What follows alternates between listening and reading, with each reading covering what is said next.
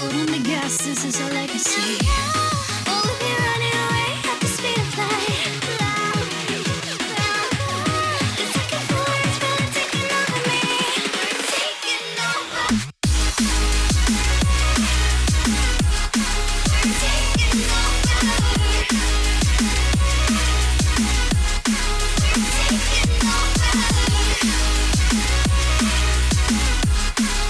taking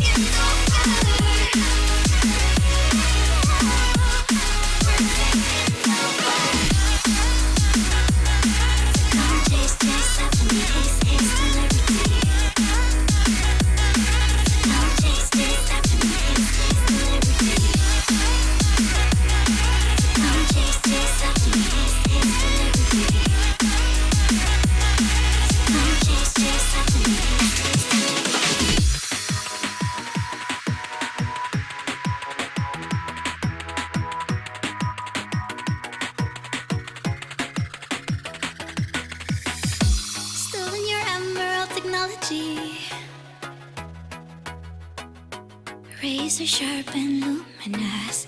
Can't say that I'm not ambitious. And then a surge of adrenaline with a never pounding heart. We'll be running, running, out of sight into the night.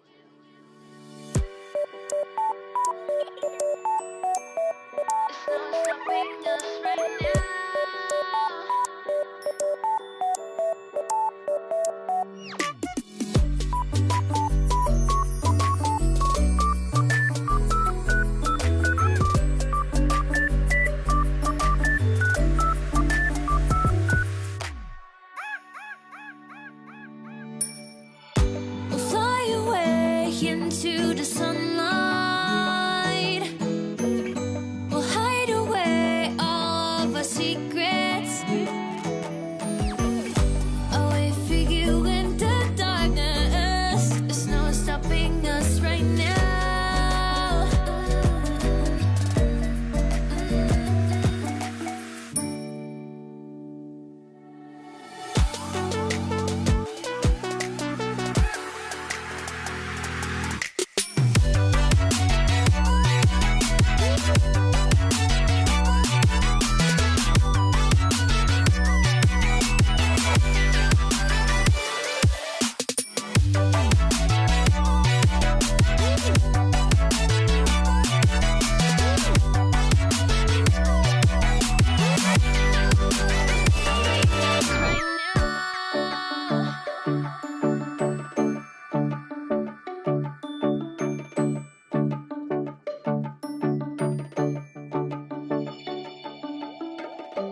Fly away into the sunlight.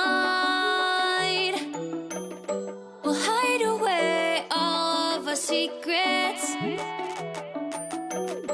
I'll wait for you in the darkness. There's no stopping us right now.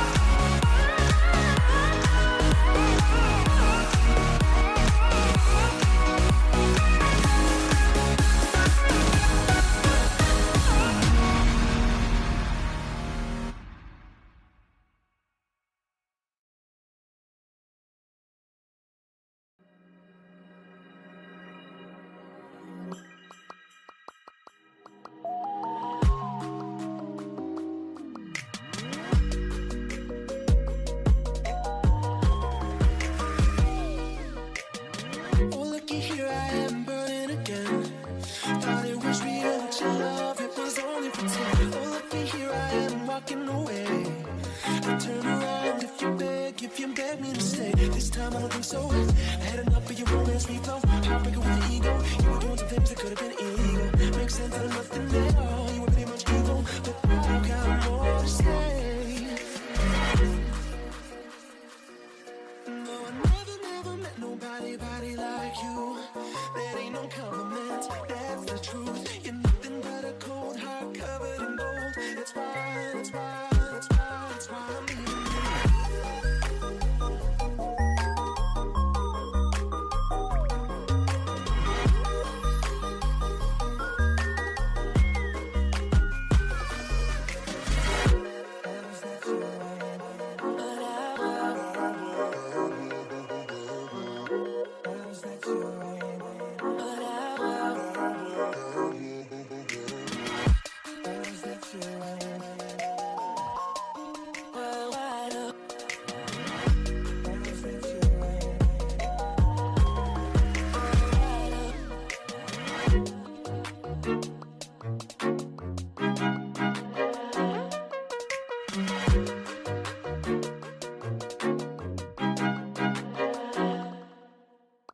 Oh, looky here, I am burning again.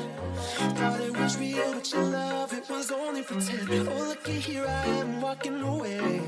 I turn around if you beg me to stay. This time I don't think so. I had enough of your romance reflow. Heartbreaker with the ego. You were doing some things that could have been illegal. Makes sense out of nothing at all. You were pretty much evil, but I've got more to say.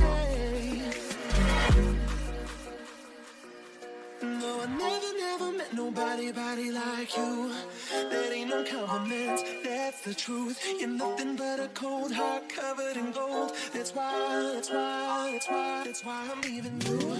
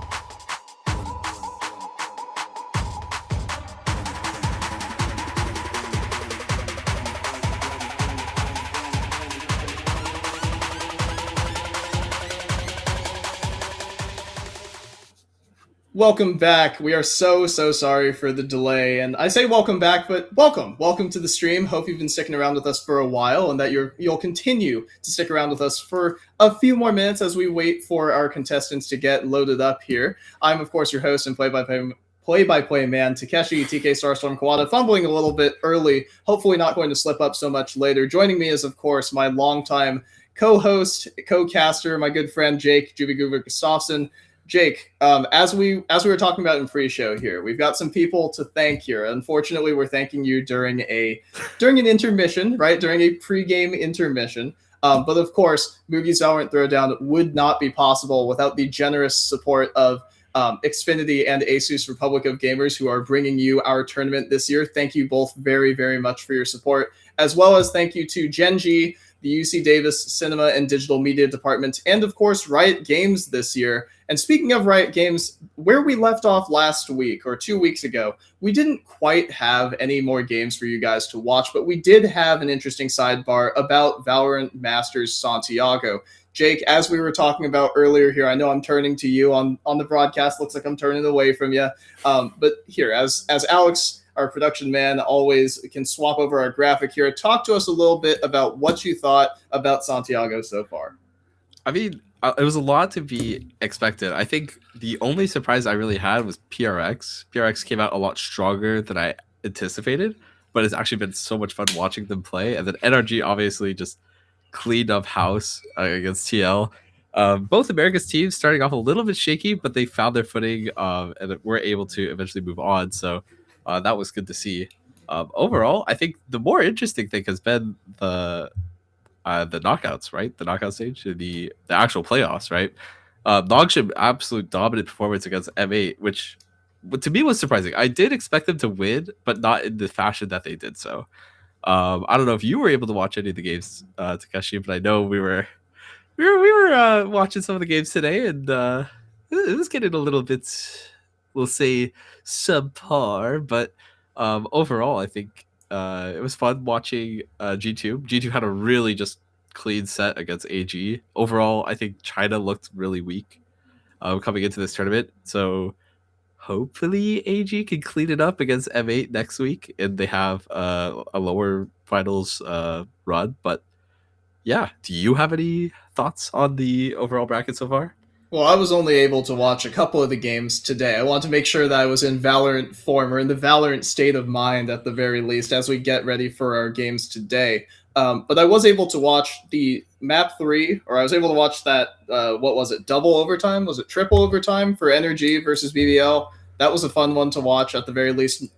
Even if it wasn't, perfect Valorant, right? Perfect textbook Valorant. It was really close, super competitive, and at the very least, the crowd was really loving it. So that was fun to watch. The G2 AG series I watched in its entirety, and I don't really know, I know you were talking about, coming into this season, or not this season, coming into this event, G2 have been in fantastic form, right? And they've shown it throughout their run here in, the group stage, or the Swiss stage first, and then playoffs now as they took down AG.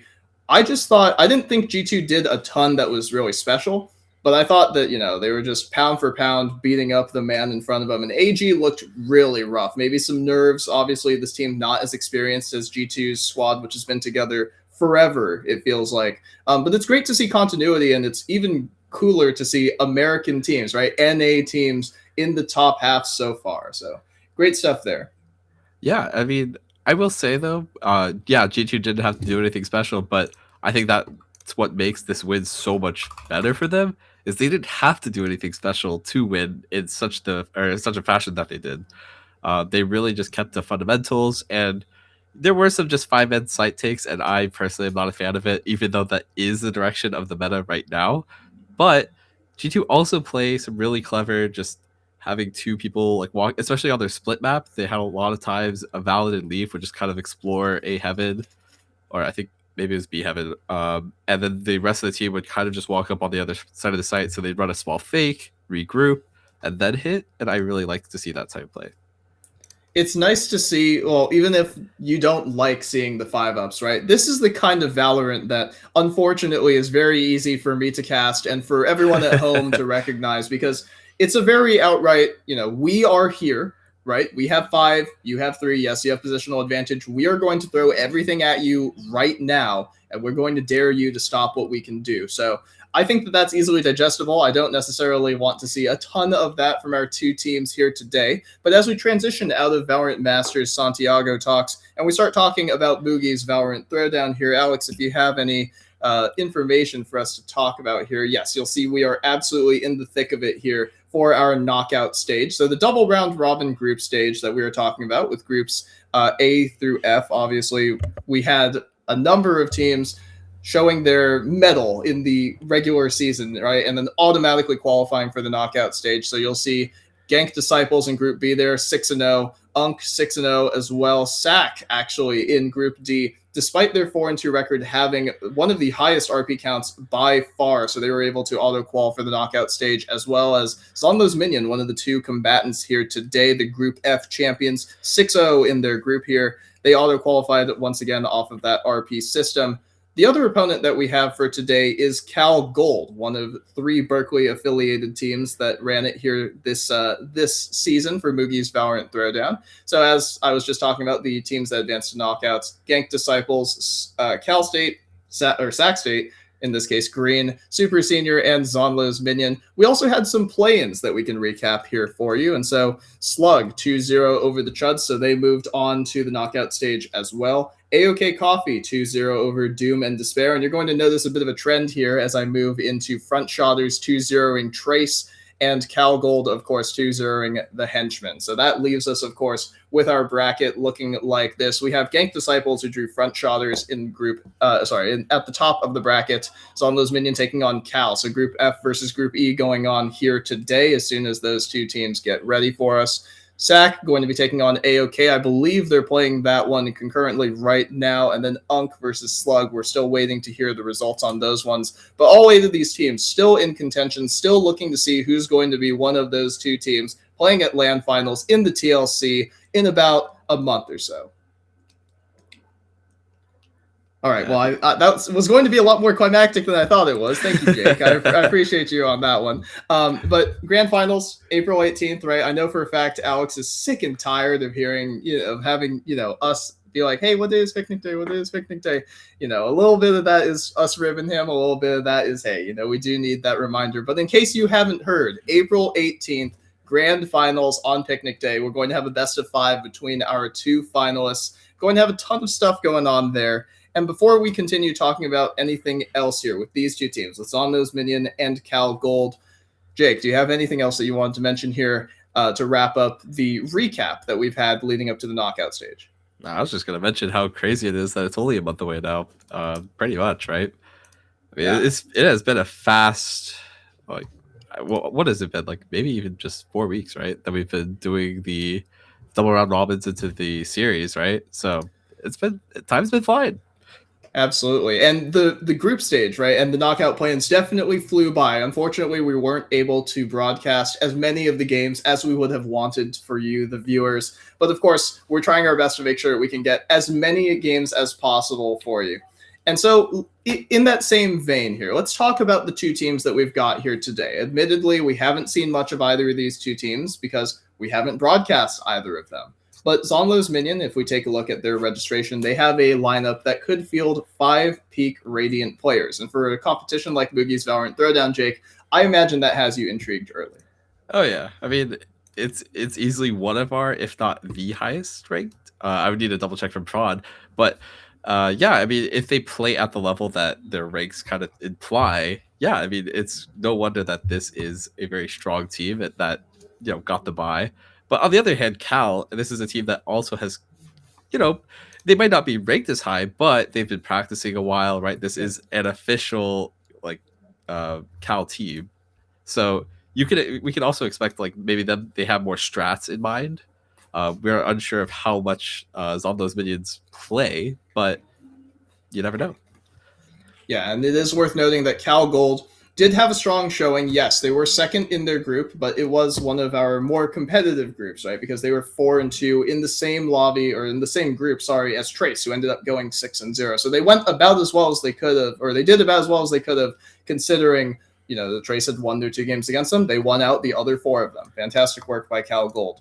This is, of course, UC Berkeley's Division II team, right? This is the second stringers. I'm well acquainted with working with the JV roster, and so a little bit of me is rooting for Cal Gold to show what they can do, but there are no slouches in the rank department either. They have 3 players. If we take a look at the sign up sheet, they've got 3 players peaking Radiant as well, so they've got some firepower that they can bring to the table. Captained, of course, as always, by Tiger78, who is famed for his Odin usage. You may have heard us mention him once or twice on the broadcast here. And as we continue to wait a little bit longer for both of our teams to get ready here, what do you want to see, Jake? We have the maps that we can talk about already. Walk me through the thought process to get to where these two teams are at. If I do remember correctly, we do have Cal attacking on Corrode for the first map. That is correct. So what we can hopefully expect is Cal plays a little faster pace. Hopefully we see some just non 5-man site retakes, but that is, like I said, it's been pushing in the meta. And I think if you are going to go 5-man site takes and play a little bit faster, I think it's fine. And I would expect Cal to do it because they are more practiced, probably. Again, totally unsure of Zeonlo's minions. They might just be absolutely insane and well practiced. Like maybe they're scrimming every night. But again, Cal's the official team. They have more practice together. They probably have set ideas in mind for how they want to attack. And I would expect to see that coming into this match. Excellent. And as you mentioned, we have Corrode, we have Cal on the attack there. We have Abyss going to be the choice of Cal in this case, so Zeonlo's minion will be starting on the defender side. We've seen a lot of Abyss, actually. Even here at Moogie's VALORANT Throwdown, we've seen a number of Abyss picks. So what do you think of that one? Again, I actually have like quite the same opinion. I think if you're Cal, I think you're quite happy to attack, if anything. I would actually tend to say that Abyss is quite attack favored. But yeah, I don't know. Maybe Zeonlo's minions have something cooked up on defense, or maybe they kind of adapt the Fnatic line of thought where they want to get the harder side out of the way so they can come back into the game and gain that momentum going into the final rounds. So you never know. Like I said, we just really don't know much about Zeonlo's minions, but we do have an idea of how Cal might want to play. I would agree that, I would say that I do agree with that Fnatic train of thought that getting the hard part out of the way or the harder side out of the way generally going to be a little bit easier because you don't want to put yourself in the rough spot where you have to get 5 rounds in a row on this defender side, right? Otherwise, you're going to lose out on the whole, or otherwise you just lose the game, period. So yeah. I do recognize where they're coming from there if that's their thought process. And the one thought process who I will speak on behalf of in this case is obviously here on broadcast, we hope that this series is an absolute banger. If it goes to all 3 maps, let it please go to all 3 maps, right? It would be a great time for the 2 of us here on broadcast. But for Alex, for our production man, I know for a fact that the decider map of Bind is not exactly his favorite thing to see on the docket. But it is a Moogie's fan favorite in Bind. So, I mean, we might see Tejo. Will we? Will we see Tejo? That's the absolute banger. So, couldn't we see Tejo on all 3 maps, Jake? Yeah, I mean, yeah. Okay, maybe not Corrode. Definitely, you could see it on Abyss. I think I would actually quite like it on Abyss, but I know we haven't seen Tejo much. I think at all, even in like any of the streamed games that we've had. So yeah, we might not see him, but I would like to see him. So you would like try to like will it into existence, you know? Okay. Well, I see where you're coming from, and I know you've always been the number 1 Tejo shill, right? You've always been asking to see more Tejo. If you could have 5 Tejos, maybe 4 Tejos and 1 smoke agent, I'm pretty sure you would be all right with that. I mean, but yeah, I mean, you could just do 5 Tejos in like the one league game mode where you just 5 as 1 champion and you just nuke a site every round. That sounds fun. That sounds like it would be absolutely you might want to take my idea there. I'm pretty sure they have replication already. I don't think we need any more one-for-alls. True. That's fair. But respectfully, I'm not sure. I could not tell any of you at home when the last time was that I played a replication game. Sorry, guys. I'm more a fan of escalation, actually. I like gun game a little bit better. But going back to our original gun game here, if we're talking about competitive play here, organized play, talk about how you're going to fit the Tejo in. I know you said Abyss in particular, but we have Corrode first, Jake. So if you were going to build a composition that would allow Tejo to actually shine here on Corrode, how would you want to do it? See if you can speak some of it into existence as we continue to wait for our two teams here. So you have two kind of ideas with Tejo. You have the I'm going to play for post plants, and then I'm going to absolutely make sure that I can get onto site. Tejo can fit into either one equally well, and the comps actually are very much identical. I think Astra you want regardless, especially on Abyss. I think she's one of the only smokes on that map right now that I've seen people consistently run. Pair it with a good duelist like I like Yoru Astra, especially what Gentle Mates does with the kind of like little cubbies they create. For Martine, it's absolutely superb, and I think teams should just pick up on that. It's such a nice, like, just little combo piece you could throw in any round where you have double ults. So that's already 3. No Sentinel. I think if you're gonna play this comp, don't run a Sentinel. I just think teams need to move away from it, especially when 5-man site takes are the meta. Play a little aggressive, get some space on defense without the use of a Sentinel. Don't just let teams walk up to your site.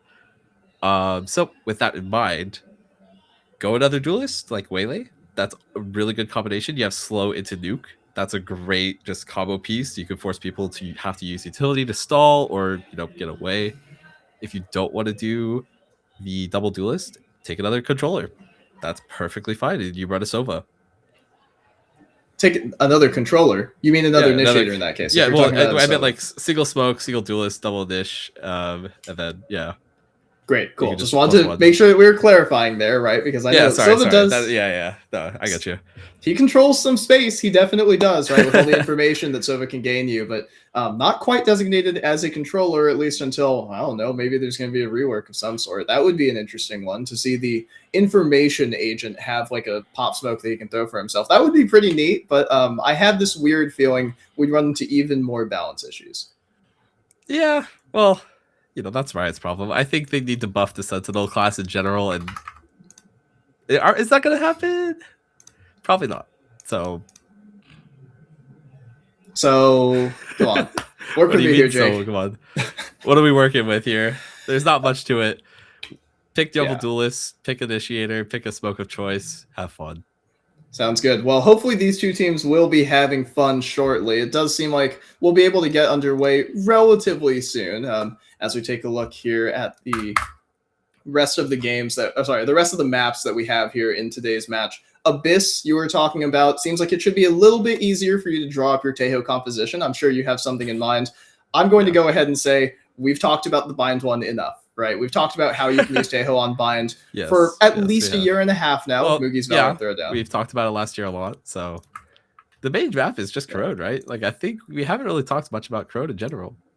Sure. So why don't we talk a little bit more about it, because it is that newest map, and we haven't seen a ton of the map here at Moogie's VALORANT Throwdown. We've seen a ton more Abyss by comparison. So go ahead. Why don't you talk to me about how you would address, just a generic, or from a game sense standpoint, or from your philosophy standpoint, how do you want to take control of the map on each side? How would I do it? Truthfully, there's been a ton of ways that I've seen pro teams do it, and I think they're all fine. It really just depends on how you actually want to play the map, which is rare. I feel like a lot of the maps we see just mirror comps, and Corrode might be one of the maps where you can play the way you want to play. I'm going to reference Team Liquid's just random, we're going to push hard every single comp with Brimstone. I don't think this is the comp they currently use, but they had a Brimstone double duelist, and they would literally just smoke bottom mid, walk down with 4. And that was kind of their like default in a way. That is a way you can play. And that, while it doesn't get you your site control, it does force the enemy team like, hey, if we're going to always have to be exposed to a threat that's behind us, maybe we play a little slower. And now all of a sudden things get weird when you're pop flashing through smokes on bottom mid, right? So that is one way. The other way I think a lot of teams adopt is Viper.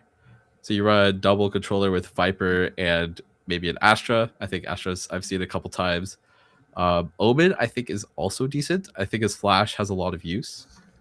And Sage, unironically, can find spots here and there. I'm not a big fan of it personally, but I think there are creative walls you could use, especially on the attacking half. Slows are very useful for slowing down the A kind of like into elbow like push that a lot of attacking teams like to use. So maybe there's a spot there, but you never know. Yeah, and I'm sure, as we've just talked about here, I'm much better acquainted with that Viper school of thought, or having Viper Yeah, a as lot part of of your people are. composition. But the Sage, I do think, I assume that with our teams here at Throwdown, as we continue to move into the knockout stage and the deeper rounds of the knockout stage, we're going to see less of the more gimmicky agents and more stuff that these teams have, obviously, these groups of players, right, have been drilling as a unit. So harder to see the more one-off sort of agents unless you really need to throw a curveball or something. If you feel like your strategy is totally not working for you, then I understand going back to the drawing board and just saying, hey, this is something that maybe other teams aren't as well practiced for, because like you were mentioning, Jake, with the mirrored compositions, you start to figure out, okay, well, there's only so much that this agent can do in particular. And so if you throw something totally different, like the Sage in that case, suddenly the sight stall is way longer than it usually is. Or maybe the other team has to invest a dash where they would normally just be able to contact up. So those sort of wrinkles, those could be interesting for us to address here. But we've got Corrode, right? We've got Corrode, we've got Abyss. Nice to see new maps in this case, or newer maps in this case. Not the original 3 or 4, depending on who you ask. But waiting on an update from both of the teams right now. It does appear that one of the teams is still deadlocked in one of their matches. Apologies for that crossover event right there.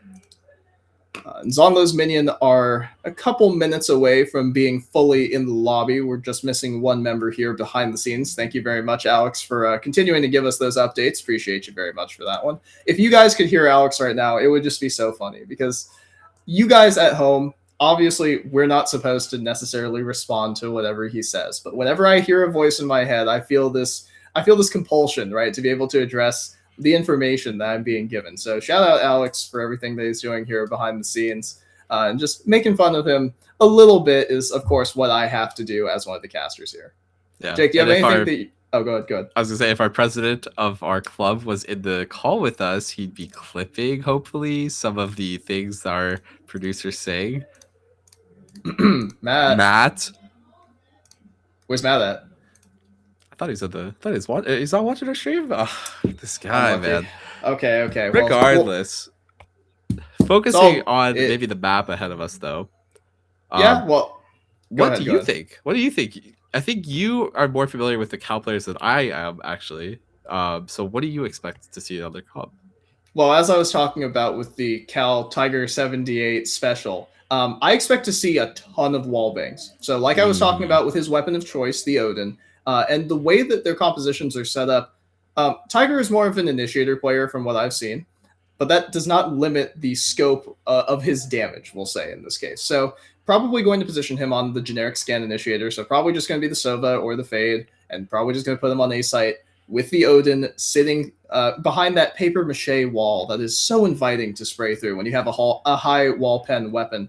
So if you have someone holding your elbow, right, and you just have Kit for the elbow area, and you just allow Tiger and the rest of his team space to work the rest of the map. If this is the defense side, they might push more aggressively, play 2-3 and have the 3 walk down on the opposite side of the map. Or maybe they'll just opt into the standard 2-1-2, something along those lines, to just be more patient and allow teams to be funneled into this place where Cal very obviously wants them to hit. Because that high wall pen weapon, if you are forced into the singular choke, you are getting smoked by it, right? There's absolutely nothing you can do if you're getting scanned and you're getting lit up through that wall. It's basically uncounterplayable unless you have a high wall pen weapon back and you start anticipating the positions.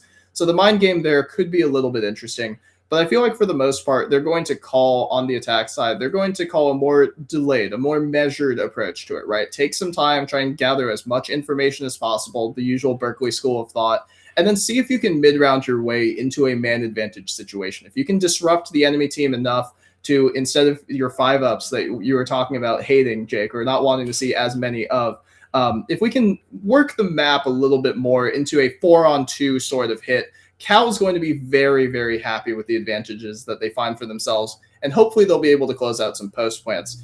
Now, all that being said, I'm giving a bunch of credit to Cal. Haven't seen too much of this D2 roster here at Moogie's VALORANT Throwdown, obviously. Would have been nice to see them play a couple weeks ago. Still a shame that one was unable to materialize in that case. But Zeonlo's minion, I'm unable to give them any sort of read, right? I have no information on this team, which is unfortunate, right? Because being able to see our great teams or the highest ranked teams at the Throwdown would have been super, super interesting, especially if we were able to track, where they started at the beginning and then towards, the knockout stage now that they've actually had more time together. So yeah, that's a lot of words. That's a lot of deliberation to say that I expect this, especially now that we have such high-ranked players, relatively speaking, to where we started. The opening matches we had of Throwdown in the group stage, no slouches there, right? We had some diamonds, we had some ascendants, still not bad competition, but now that we're approaching, Immortal 2, Immortal 3, Radiant territory, we're getting into much more rarefied air, we'll say. When you actually have a number for your rank next to your rank, that's kind of a big deal, I would say. Yeah, I definitely get that. But I will say one of the things that you did mention is I want to clarify the 5-ups that I'm talking about are not the where you just hit W key. We say, all right, guys, line up at A site and hit W. I mean more of the meta in general is you work the map a little bit, group up, 5-man site take, right? That happens at different points in the round, and like I said, we'll probably see that a lot. But in general, if the teams work a map to try to get a 5-on-2 and not a 4-on-2, right? That's what the teams will try to work towards instead of, okay, guys, W key gaming. I mean, we could see some W key gaming, right? Yeah, Again, we've seen that's a nice throw around to kind of mix things up for sure. There we go. So being able to use a mix-up every now and then, right? You definitely need to keep your opponent honest. So I would expect to see 1 or 2 full rush rounds because, you need to make sure that the other team is still awake and they aren't just falling asleep mid-round, or both of your teams aren't just falling asleep holding angles for the entire round. But I don't think this is going to be a similar sort of contest to maybe the UC Davis, UC Irvine match that we cast, that I was casting at UC. You were in the crowd. I saw you out there. I was making sure I yelled at you a little bit. But the UC Davis, UC Irvine match there, that was a lot more explosive, right? We had a ton more W key 4-ups, 5-ups, just space and pace. That was the name of the game over there. I don't think we're going to have the same sort of feel to this one here. Not necessarily just because these teams are a little bit different, but also just because, in my experience, it doesn't seem to fit the philosophy of the team that I'm acquainted with at the very least. Yeah, and the meta's definitely changed since then as well, right? The previous meta, they still were favoring Sentinels, right? The Sentinel change, I think, was just introduced, if I remember correctly. So teams were kind of unsure of, like, hey, what's the direction the meta's going? Now that it's been 2 months now since that tournament, it's been a little bit. It's changed. Yeah, the game's definitely changed. It is a lot, like, very much, like, the round is decided the minute a team decides to hit the site, right? That's where you see, okay, yeah, they killed 3, great, they won. Or, oh, defenders killed 3, that's it, right? And it all happens in the blink of an eye. Usually, like, it's hard. I'm not gonna lie. It's for an observer. I don't know how they do it, but it's hard, especially in this meta. Exactly. And you want to make sure, obviously, that you get to see as many of the kills come through as humanly possible. And observing any particular hit is always going to be trouble because, maybe you think, oh, I want to watch the duelist, but maybe the duelist just gets clotheslined, right, by the site hold. And then you take a look at the site hold and then they get utiled out. And then you want to check the second entry and maybe he gets his head taken off or something like that. So the complexity and the depth of observing is definitely, the nuance of it is not lost on us as casters. We appreciate every observer that we've had here so far this year. It's been great working with everyone, obviously. Cal, it appears, will be loading into lobby very, very shortly. Alex, can I get a quick check on how we're looking there? All right, excellent. So the two teams are just about ready to get underway. They are stepping away for just one moment, and then we will get started here. Predictions, Jake, now that we are a little bit closer here, and we've had plenty of time to talk about every single minute detail, right, of what these two teams could possibly bring here on Corrode. Give me your predictions for who takes this map. This is, of course, Zeonlo's Minions map pick in this case. And of course, you don't have to give me a round score, right? But give me, who do you think wins this map, and who do you think's taking the series here? So there is one thing that we haven't really talked about that is potentially a deciding factor, Sure. and that is Cal had a series at 5 o'clock today, and they just finished. So, I mean, hey, some people play games for 8 hours, but for me, I mean, actual competitive matches that you're playing, they take a toll on you. You know, it is draining. It's a lot different than when you're just pugging with friends, right? This is like you're playing like legitimate series, and that's very stressful, like sometimes very straining, right? So that could be a factor. I am gonna say, since this is the minions map pick, I am gonna say they probably take it. Map or for as for round score, I might say No, like don't go round score. 13-10. I'm gonna say 13-10. I want to throw it out. Okay. I'll write this down for you. Let me see. We'll see exactly how close you are here for ZM taking this one. Yeah, and I'm mainly saying that just because I'm not sure of how close it's going to be, but I do expect it to be very competitive. Yes, I am at the very least, if nothing else, hoping for a very competitive affair. But if we're talking about not just this map, because obviously you think Zeonlo is going to be taking this one, do you think Cal has it within them to be able to push through and force this 3-game series? Okay, here's my other train of thought. I know Cal. I know the kind of the games that Cal as a I can't even think of the word right now. I've been talking for so long. The program in general. The program in general. I know the style they like to play, but I do like it a lot. So I will say I do think they can take it to 3 maps. Whether they win that 3rd map is yet to be determined until I see them play on the 1st map. But I think they do have the potential for sure. Sure, and if, of course, we were making a prediction right now, you think Zeonlo's minion are going to take map number 1. Do you think they clean it up 2-0, or do you think that Cal will tie us up 1-1, and we'll wait until map 3 in that case for any predictions? I'm gonna say they go to map 3. All right, excellent. That is my official bet. So we've got someone betting the over, and of course, just to be contrarian, I will of course take the under on this one. I think whoever wins map number 1 is taking both maps back to back. I do think that when you have teams like this that are in rhythm, right, and you're feeling it, and your whole team is working together, and everyone trusts each other's calls, right? There's always that feeling where not only are you hitting all your shots, but you say something and everyone's already in the right positions. I think the team that wins map number 1 is going to carry that rhythm forward. They're going to carry that momentum, and they're going to take map number 2 as well. And I hope that this first one isn't just a one-sided stomp, right? I hope this first game, first map of Corrode, I hope it's back and forth. I hope it's exciting. I hope the audience actually gets something to watch. But I worry the second one for either of these two teams, right? As I just talked about, the momentum, the positives, and all of that good stuff. Cal, like you mentioned, Jake, it's been a long day for them. If they lose map number 1, I'm worried that, they might have run out of gas during their earlier series. So maybe Zeonlo's minion will be able to just close out 2-0. And likewise, if Cal is in the driver's seat and Zeonlo's minion realize, well, this team might be a little more than we bargained for, they might panic a little bit more because we haven't seen anything from them, right? Or we have no information, no knowledge of what their style is like. And so maybe Cal could swing that one back the other direction.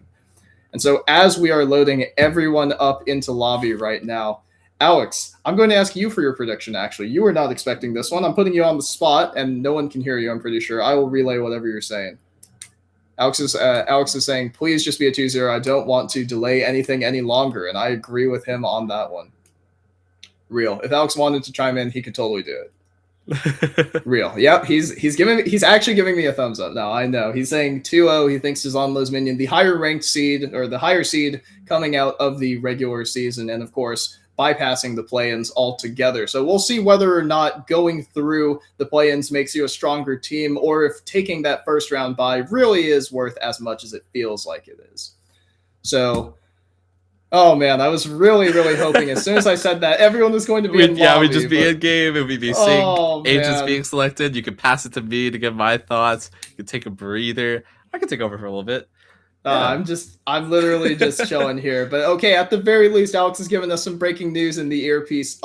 2-0 over Slug Gaming. So UCSC's squad knocked out of the event. Commiserations to them. We did, of course, see them play a banger against Sac State just a couple of weeks ago. So unfortunate for them that their road ends here. Super Senior, that team will be moving on to the semifinals, playing one more best of 3 away from qualifying to the LAN on Picnic Day. Fantastic stuff for them. I believe we're still getting some results from the other teams, if Alex has anything else for us to go off of there. I do hear his keyboard going at it, so I hear him. We are going to get updates, yeah. Yeah. Do we have any other information on the rest of the knockouts teams? Any other results? Nope, no other results so far. That is unfortunate. I do know that AOK, and if Alex wants to flash the graphic real quick again to show the bracket of the knockout stage.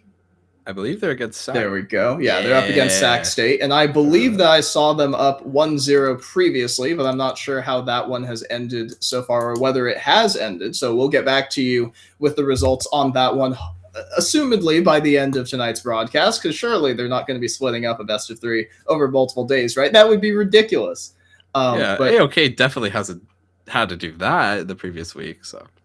Definitely. No Moogie's Valorant Throwdown team would have to do something like that. That is crazy. But also Gank Disciples and Front Trotter still waiting on some results there as we continue to wait anxiously for the start of this match here, the quarterfinals match number 2. We've got 9 out of 10 in the lobby. We're just waiting on 1.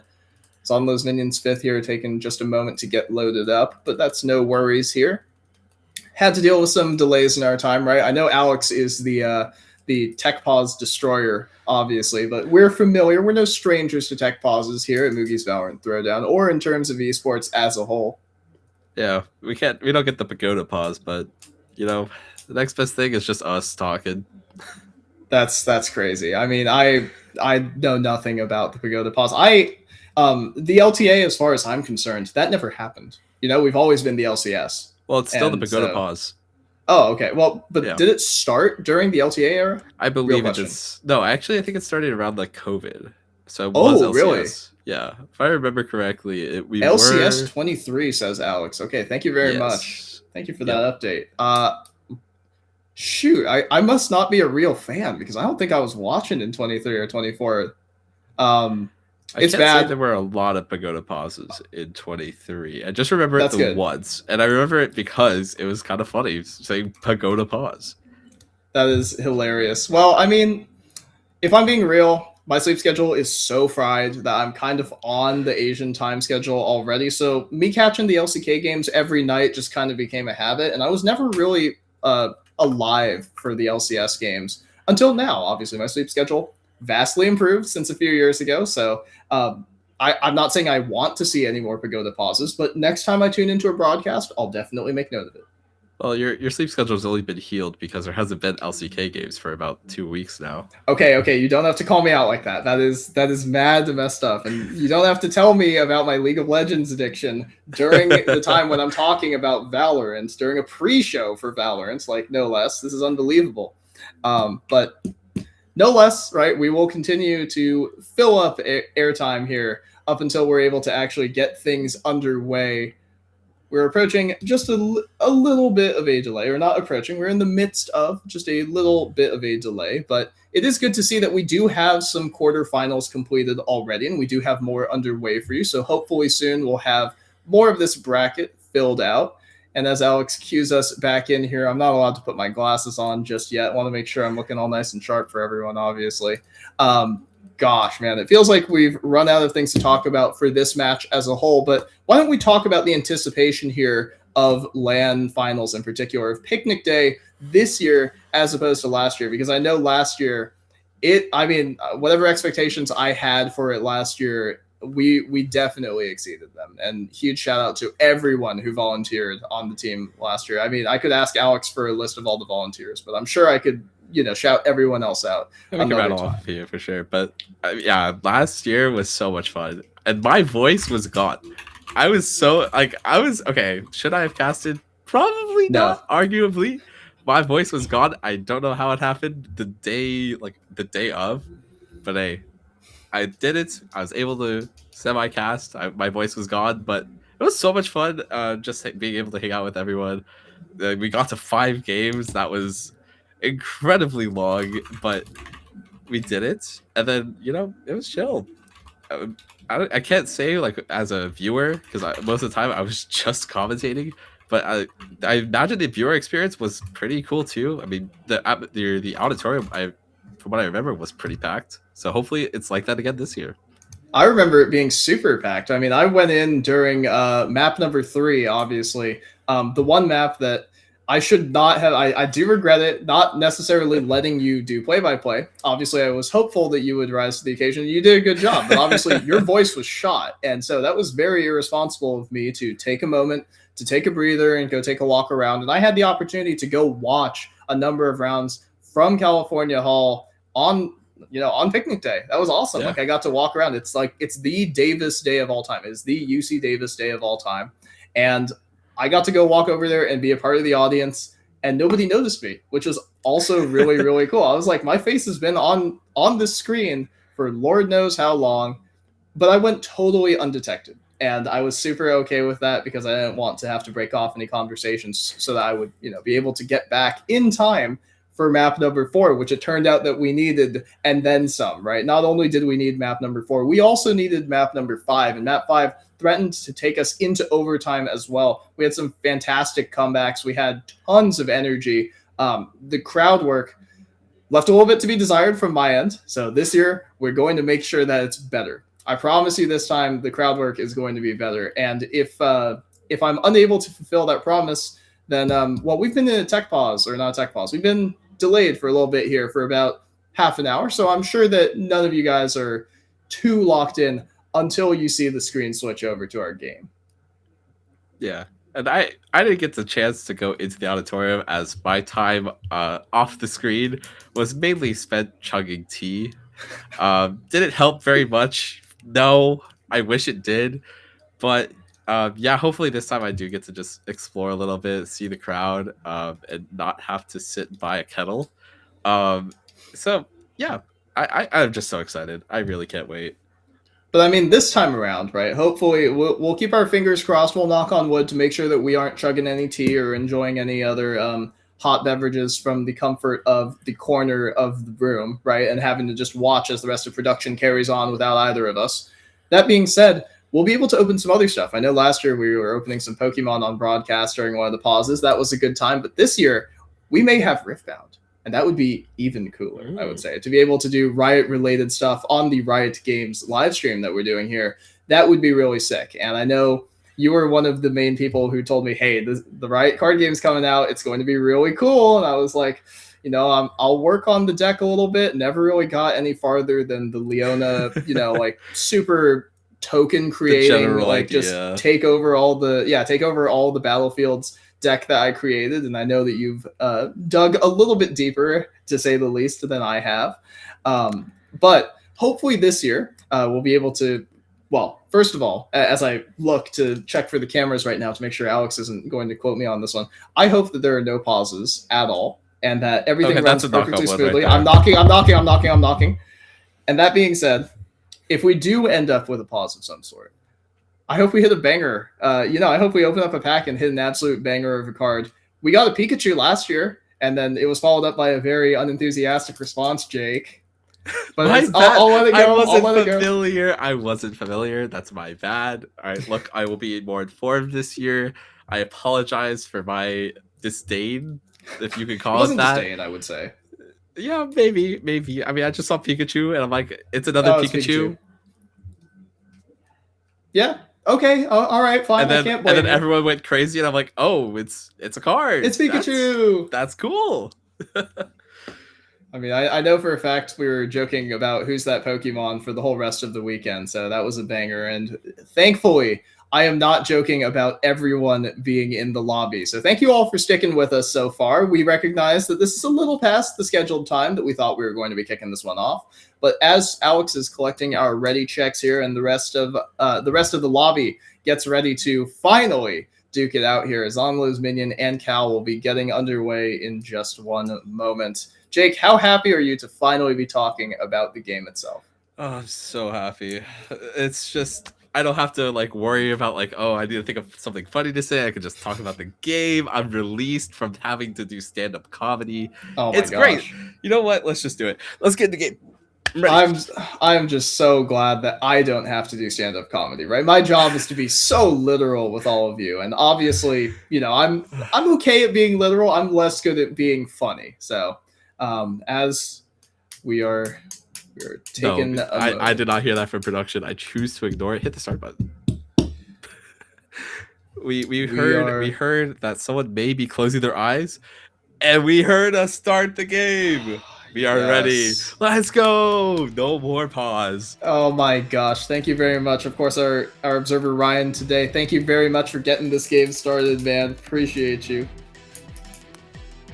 There's no way. All right. I think we're back to Cavs. We are so sorry. We celebrated too soon. Jake, that was Jake and Alex. I didn't knock on blood. I didn't hear. My bad. I didn't hear.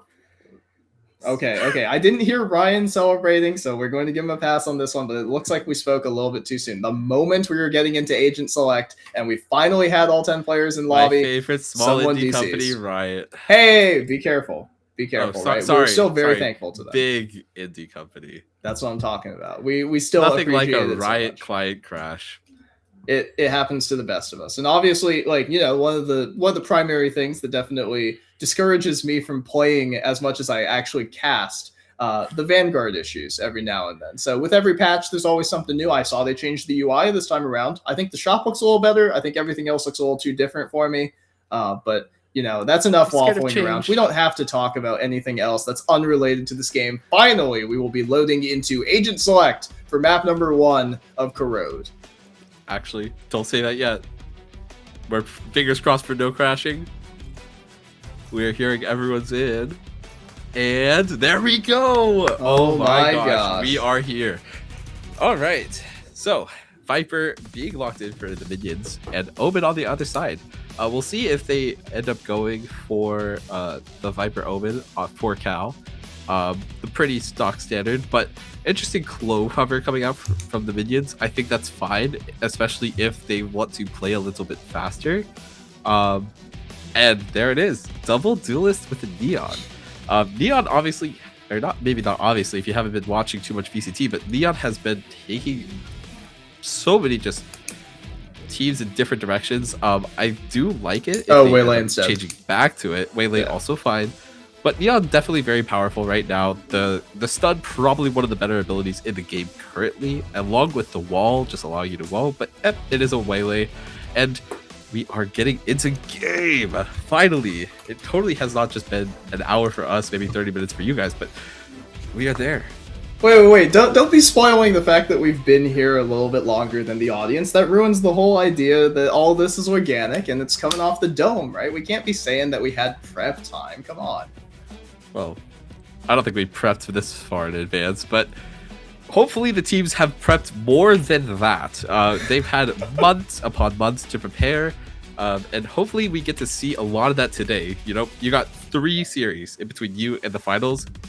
Let it out. Let the strats go. Let the shot book flow. And I'm hoping we see that out from round 1.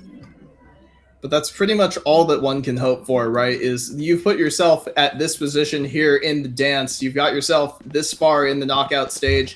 The quarterfinals, right, between Zeonlo's minion and Cal begin now. And with 5 seconds left on the clock, Jake, what do you want to see? What do you like here from this Cal attack, this mid-focus setup? It does seem to be just, we're going to explore mid, probably go towards A here. But interesting, the Omen's outside B, so it might be a B split.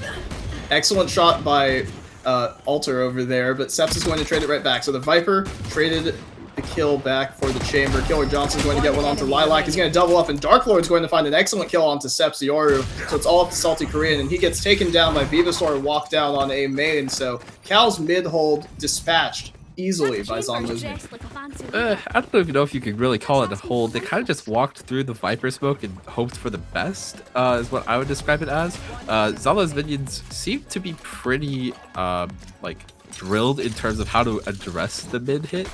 And if that is kind of the common theme, I think Zeonlo's minions are very well poised to take this map. Yeah, if the rounds continue to go that way, they certainly will be. But they've put themselves in great position here with this buy. They've actually opted to keep the Sheriffs and just get the shields instead, so that's an interesting decision. The first kill by Venusaur, the second not forced to dash out yet. Yeet and Joy is going to trade it right back. Dark Lord's going to have his teammates back, though, and so as the dust settles, a 2-on-4 now as Cal Gold struggles to pick up the pieces. And it has been just 2 very quick fights off the round start. Yes, this is an eco, and maybe we see one more go in the way. Cal Tiger with the Ares. Yep, that's the high pen weapon that we were talking about, but the Clove of Zeonlo's minions, good for it, and Chamber, Butterfly Rings, is going to take down Salty Korean, dropping some Tesla coils over his head right there with the 2-0 start. We'll see if they can carry this one forward into the bonus. Yeah, Cal maybe not expecting Venusaur to really walk down A there, but overall, yeah, just really quick fights. I know that's not what you were totally expecting from Cal, but these are the first 2 rounds, so I am expecting to maybe see some slower pace from them now that it's finally a gun round.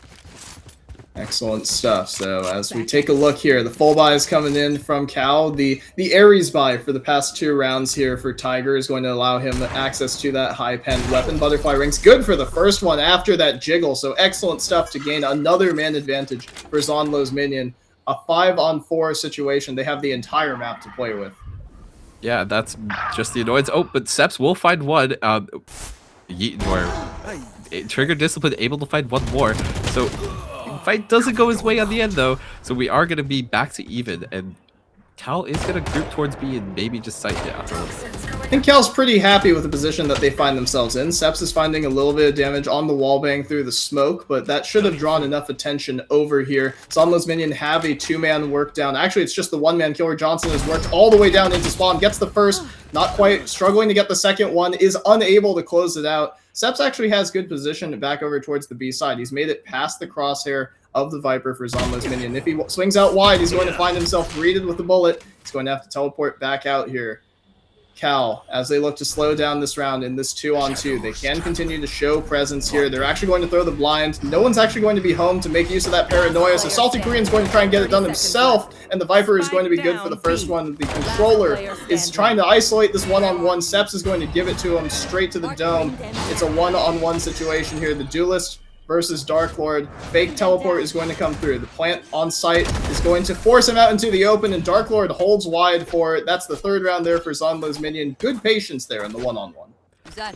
Yeah, great bonus coming from Zeonlo's minions, and I feel like Cal don't really know how to deal with the Viper smoke. Losing, obviously, the waylay on that initial push is devastating for your sight hit, so maybe that's why they feel a little hesitant, but they're not really exploring the map, and they're trying to get past this Viper wall, but it's proving so hard to get through, especially since Zeonlo's minions are playing behind it. And it's making it very hard for any mid-lurk to potentially find information. And again, I think Cal needs to figure out a way around it, or perhaps maybe deal with the Viper to start with, but Killer Johnson with 2. Excellently done, right through the smoke, right? And that's not how you want the round to start. Even if Cal Gold is going to be on the lighter buy, Butterfly Rings, good for it to take down this opposite number, and Killer Johnson's got another one down mid, taking down the IGL of Cal. So Salty Korean going to be forced to tuck his tail between his legs and just chill here in spawn, see if he can escape with a pick or 2 here on the exit. But it feels like Zeonlo's minion have enough information to figure out the last position that this Cal player can hold, and he's going to be forced into the open, unprepared for the double in front of him. And so Zeonlo's minion off to a fast 4-0 start. Yeah, really solid rounds coming through them. And again, Cal, I feel like now that they have the Euro rule, they might revisit B, even though it hasn't been working for them. Mainly because you can use the Euro rule to kind of figure out where the defenders are, especially that Viper. I feel like Cal wants to deal with that Viper, especially since it is so troublesome for them to run. But they are going A, the one site that they haven't really explored yet. And I feel like this could be a mistake, especially if Zeonlo's minions tried to read into it, but it seems like they are just defaulting on their defense. And so we can take a little bit more time this round, and hopefully Cal will take a little bit more time this round, as Zeonlo's minion have been turning the CT side into the T side. They've been taking the fight to Cal early and often. And this is something that the Cal teams have struggled with in general, right? We've seen their D1 team have a little bit more trouble with the aggression, specifically that UC Davis was showing previously in this collegiate season. But as we get set up here for this 5-man hit, Venusaur is good for the first one and doesn't even have the dash to get out here. Seps is going to give a ton of information. That stun's good for it, but it actually hits Seps as well. So Lilac betraying his teammate there a little bit. And that exec that was coming through is going to turn into the opportunity for the ace for Venusaur. Shut down by Cal Tiger 78. But Dark Lord is good for the trade as he has been so far this game. So an excellent 4-piece from Zeonlo's minions. Duelist right there sets them up 5-0 so far in this match. Yeah, a bit of miscommunication, maybe just a bit of we don't really know how the slow works, but overall, I mean, what a round for Venusaur. The aim definitely on display there, fighting 2. I'm not sure if both kills were in saturate, because if so, that is definitely a feat to behold. Yeah, so Cal, again, just unsure of how to really attack here. They're trying to figure out where the weak points are, because all these minions are playing really well around their smokes, especially this mid Viper Wall, as we see 3 up for mid. Yeah, and this mid focus that Cal has been a point of contention, right? Seps is going to get through the crosshair, and Lilac's going to be good for the trade this time. So the numbers are actually still looking all right for Cal to begin this round. Alter's going to try and swing out of the smoke here. Yeet and Joy are not good for it with that Headhunter, and Cal Tiger 78 is going to try and lock it down. Lilac's good for another pair of headshots. Gets dinked off the line by Killer Johnson, so he's going to have to run all the way back into spawn. But this Clove Ultimate's probably just going to fizzle out as he turns around this corner here. He's got one opportunity, and he gets both of them, actually. Unfortunate for Cal. They had a bit of a lineup here, and Salty Koreans were going to be caught out with his knife out, and that's 6 now for Zeonlo's minion. So, yes, again, Cal was on the light bite, but again, just kind of just seeing the radiant aim coming from Zeonlo's minions. I mean, look at that. They're on the replay, just 2 kills back-to-back right there, and will allow him to live into this round, get 2 more ultimate orbs, so he's already 6 off his ult again, and the minions are doing way well with that economy. They should be able to rebuy for the rest of the half. Stuff's looking pretty good for Zeonlo's minion. That fatigue that you were talking about, Jake, maybe setting in a little bit for Cal as they continue to show this mid presence. They're definitely trying to make Zeonlo's minion respect the presence that they have here. But the defense has brought over 4 players to this part of the map, and as Seps throws a high flash for Lilac to work off of, he's able to get the opening kill, and he might be good for the second one. Killer Johnson good for it. That Paranoia is going to stall out the rest of the hit. Seps is going to be traded back as Dark Lord gets another kill, so Tiger 78 actually going to put a man advantage in favor of Berkeley, but not until Dark Lord swings it right back the other direction. Another pair of headshots coming through from this initiator for Zeonlo's minion. He's been so excellent in the trade positions here, and as Yeet Enjoyer swings through the smoke, he's not quite ready for that close angle. He's going to have to get reset off the back of that trademark. Yeah, this should just be a round that's closed out. They might just high-low here for the mid, and Yeet Enjoyer will probably just walk into it. I do like to see the double up here. He's good for the first, but the trade, like you mentioned, Jake, comes through perfectly. So great team play here from Zeonlo's minion is really stymieing Cal's offense. Yeah, so I'm not really sure why Chamber posted up outside B. I feel like Cal should know that the Chamber puts his trap on B, and there's no reason to really push through it. Nor have I ever seen Zeonlo's minions actually try to contest the B main space. So putting the Chamber outside B main, kind of an interesting decision, especially since most of the fight has been towards mid, but I want to see them take a slower round here. Yes, you have double duelist, but when you are playing double duelist, you need to get util out of the way, so when your duelist use their util, there's not really much of a response. So again, these just straight up like 5 hits, right? They're not, no amount of map pressure has been used this round. They are just 5-upping for B. And as the drone is going to be invested here from Tiger, and the call is going to come through, the hit is coming B. There are actually 3 players here. Lilac's going to get through first. Killer Johnson's good for it, and Butterfly Rings is going to find Seps left hanging by the rest of his team. The patience is coming through from Zeonlo's minion. They're going to throw out the Fade ult early to see if they can stall out the rest of the hit. But as Yeet Enjoyer is stuck out in the open, he will be able to blink back. Salty Korean, can he get a trade here? He gets the first one, looking for the second one. He's good for it, and maybe the third. Yes, he cleans them all up with the Guardian, but this flank is coming in nice and fast. Dark Lord is going to be shut down this time, so this is the first man advantage Cal has had this entire game. They're going to throw the Omen ultimate to the other side of the map. They're going to get the plant open. Yeet Enjoyer is not going to be ready for Venusaur's fast mid-play, but the presence has been noted here and will be forced into a one-on-one. Venusaur, the hero of round number 2 versus Salty Korean, looking for a 4-piece to keep Cal in this game. You gotta feel like he needs this one. Salty Korean needs to read this. With no fight coming from mid, he needs to figure out that there is going to be a hit coming from CT. So we'll see if he repositions here. We'll be exploring mid. And again, Venusaur just getting onto site, worked up so far already. We'll see if he taps Bob.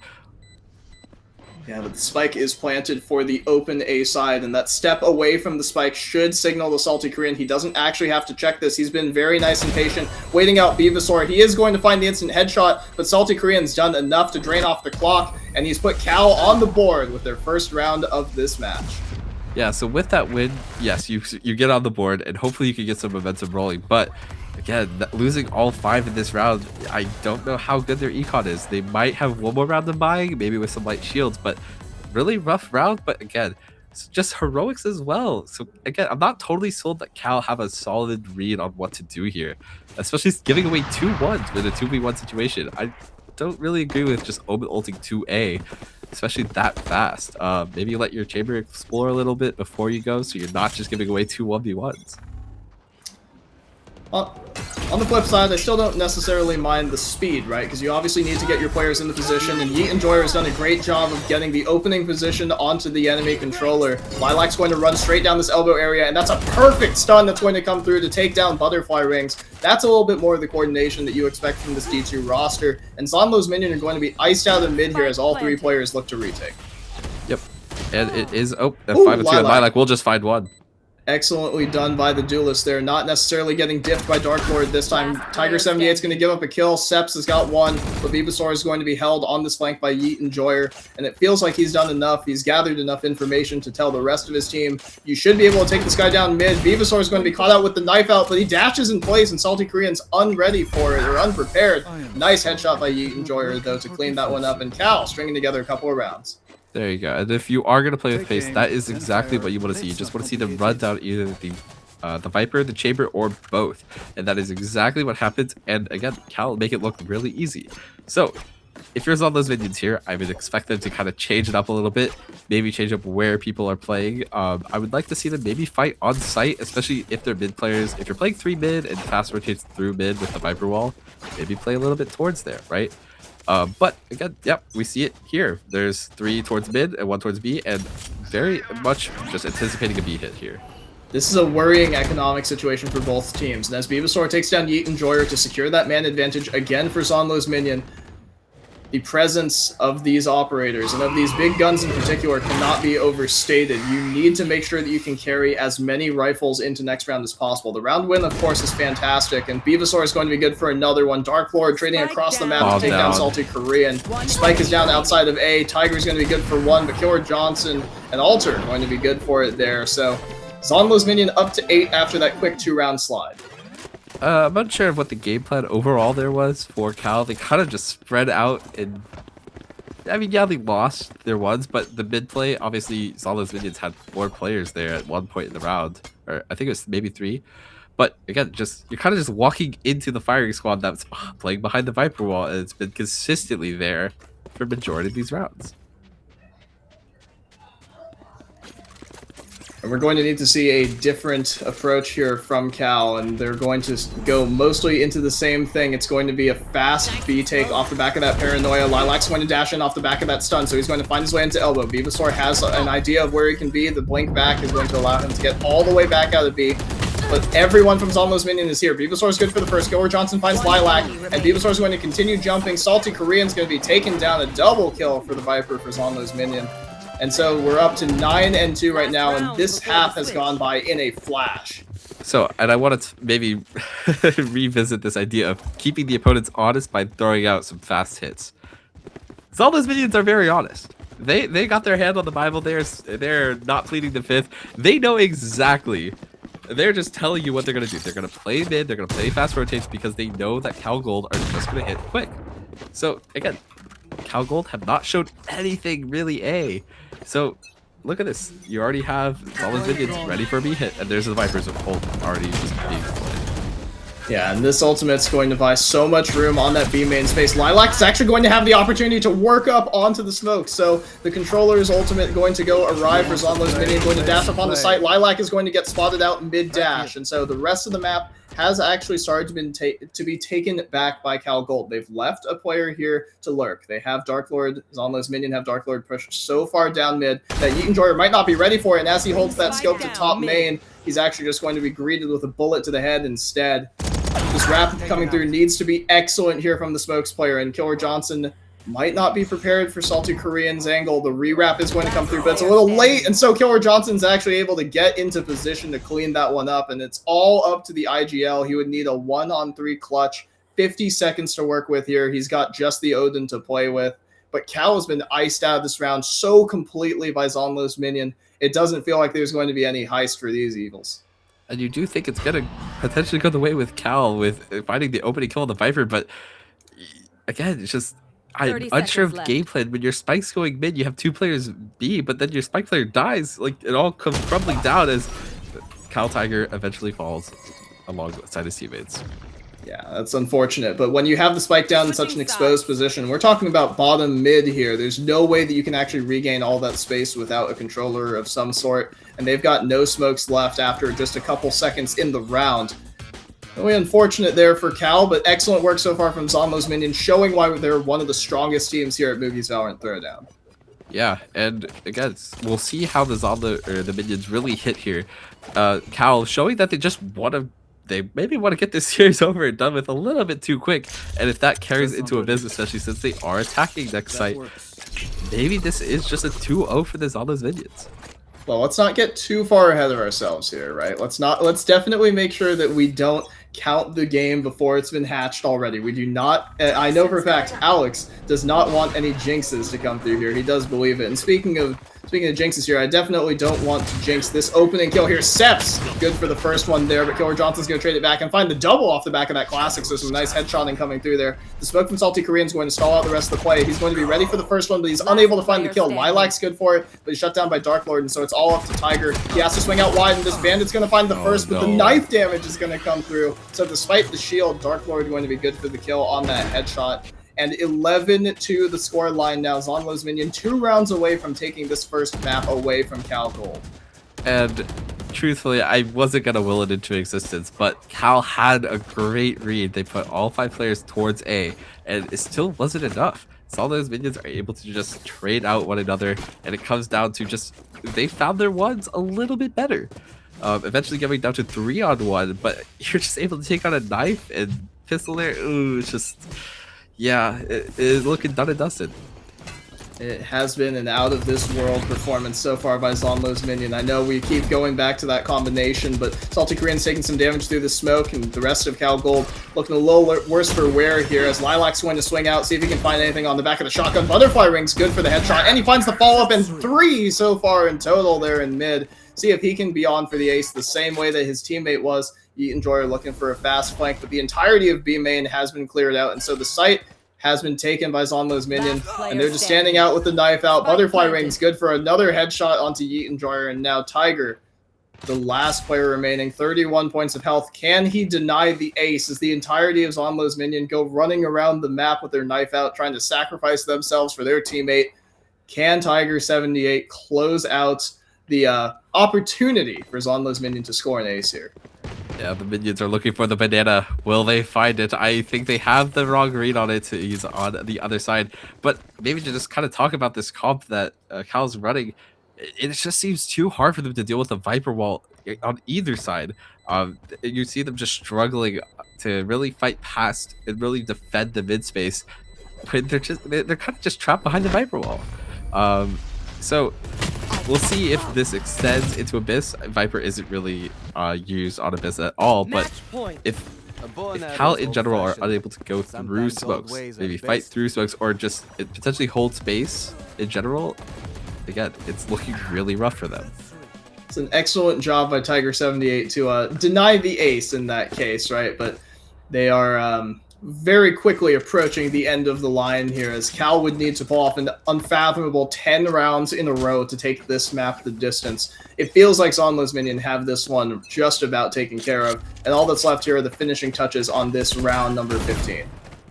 Yeah, and we see 5 mid here. Again, will they fight through the wall? They are trying.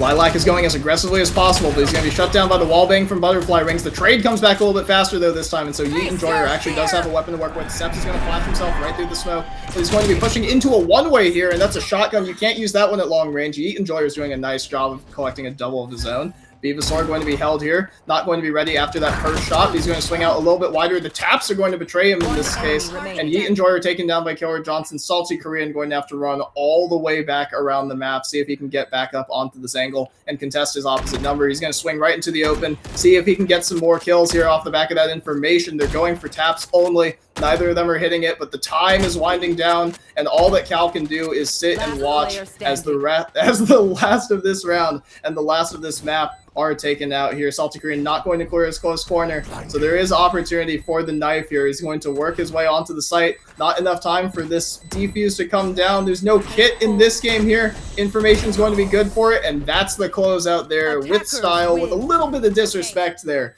13-2, Zeonlo's minion demolishing Cal on map number 1. So again, maybe to reiterate what we were talking about before, maybe it's a little bit of fatigue. You know, you've played really long series to start. You're playing another one now. It gets tiring. I get it. We've all been there. And maybe it is also just all those minions seem very decisive on what they want to do. Like, you can tell what they want in terms of like where the players are positioned, what they actually are kind of working towards, like the space they're taking, right? They seem very much aware of what they want to do. And on the side of Cal, you don't really see that. You see more indecisiveness on like, okay, well, what are we really supposed to do now? Now that something maybe has gone wrong in our plan, how do we go from there? And you see them maybe asking these questions in real time instead of solve those minions. They just, boom. Yes, things were just going their way, right? But again, it just seems very clean, very much they're moving towards something. They're doing something on the map at all points in the map, or all points in the round compared to Cal. Yeah, and some of that flow that we were talking about, or people just being in the right positions, right? For the first 6 to 8 rounds there, Dark Lord was in an excellent position to find every single trade, right? There was not a round that really slipped away from them when he was in position to trade off of either the duelist or the next player taking the line, whether it was the chamber or the jet there. Excellent work by Zeonlo's minion. Great team play, right? We had a couple of rounds there where Cal strung together some openers, and they found their trades, and their players were hitting their shots. Yes, you can call them heroics, but you still have to hit the shot at the end of the day. Cal did it for those 2 rounds. It's just a shame that they weren't able to do it for any longer than that here. And map number 1 went very quickly to Zeonlo's minion. So I'm not sure if we have a break, Alex. Are we continuing quickly through these games? Work with me here. What we got? Oh, all right. Well, that is one way to go about it. It does feel like the fatigue may have gotten to Cal.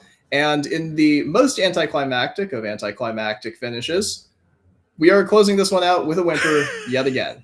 So we, the casters, broadcast, our observer, Ryan, of course, Alex, and everyone else who's been sitting here, we have been waiting for a grand total of about, I think we started about 45 to an hour later than anticipated previously. And Cal has FF'd the remainder of the match. So we will not be seeing Abyss. It has been far too long of a day for them. And so Alex's prediction of a 2-0 for Zeonlo's minions has in fact come true. Jake, unfortunately, we are not getting the map number 3 that we were hoping for.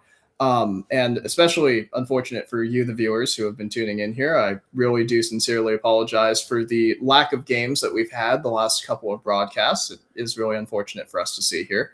But the great news for these 2 teams here, unfortunately for Cal, well, maybe fortunately for them, no map 2, no map 3. You don't have to play 6 maps of Valorant in one sitting. You get to take a break, you get to chill out for a little bit, and hey, you know, it was a good run at Moogie's VALORANT Throwdown. You guys finished top 8. Nice work for a D2 team, right, obviously, and they qualified for the knockout stage, and unfortunately got taken down a little bit too convincingly on that first map. Maybe if things were a little bit closer, we would have seen them play out the remainder of it. But a quick 2-0 here, as some members here of broadcast had predicted, as not necessarily I was hoping for. I did want to see some more back and forth. But between that update, Alex, if we can take a look at the bracket one last time, just so I can illustrate the changes that we've had, or the information, the results that have come through since then. we've had Unk taking down Slug 2-0, and now we have Zeonlo's Minion taking down Cal. So those two teams, Unk will be awaiting the winner of SAC and AOK, and then Zeonlo's Minion will, of course, be waiting for the winner of Gank Disciples and Front Shotters. That game still yet to be played. So that's pretty much all that I've got. I've spent more time talking about, various things related to the game than we actually spent talking about the game itself, Jake. As we get ready to wrap things up here, do you have any other closing thoughts on what it was here between Zeonlo's Minion and Cal? No Tejo, no win. Well, I mean, neither team had a Tejo, and one team still won, though. Well, you improve your odds of winning when you pick Tejo. I got nothing. Unfortunate. Well, it's really unfortunate that we've got nothing else for you guys as well. So thank you all very much for tuning in. Hopefully the next broadcast that we have for you will be a longer one that is not necessarily filled with us taking up airtime, but filled with more hard-hitting Valorant action. So actually, we just had the Moogie's podcast. That's what it was. That's basically what this was. This was an episode. And episode of all time. But hopefully next time around with our next broadcast, to be determined when exactly it's occurring, right? We need to get the results from the rest of these teams here. But from myself, from Jake, from Alex, from Ryan, our observer for today, thank you all very much for watching. We are, again, very sorry that it's ending like this, but we hope to see you all again sometime soon, and take care of yourselves. Ilium Malinin showing beautiful control.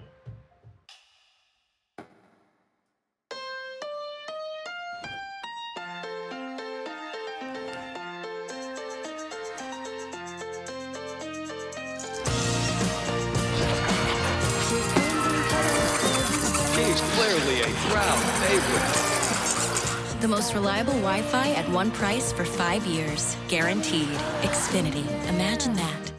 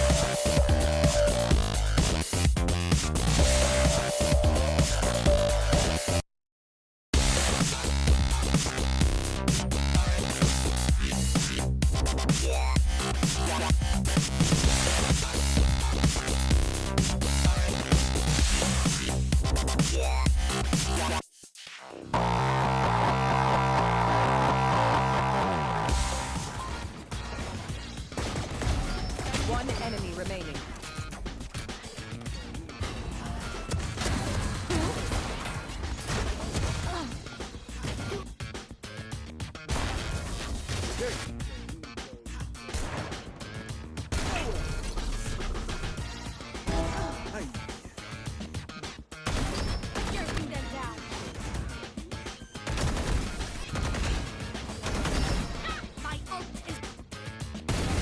One enemy remaining.